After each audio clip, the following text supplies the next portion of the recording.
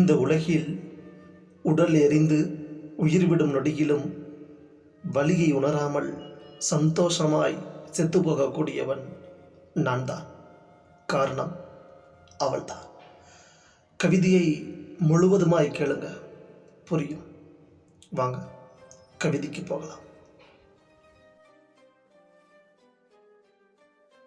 இன்னும் சில நொடிகளே இறந்து போய் விடுவேன். கல்லறை ஏதும் வேண்டாம், நான் வாழ்வதே அங்குதான். அவள் முகம் பார்க்க அவ்வளவு ஆசைகள். பார்த்த மறுநொடி பாட ஏறுவது உறுதி. யாரும் என் உடலுக்கு கொள்ளி வைக்க வேண்டாம். என்னை நானே எரித்து சாம்பலாகி விடுவேன்.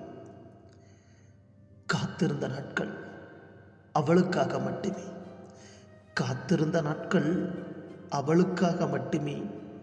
கண்டுவிட்டேன் இப்போது, அது போதும் எனக்கு.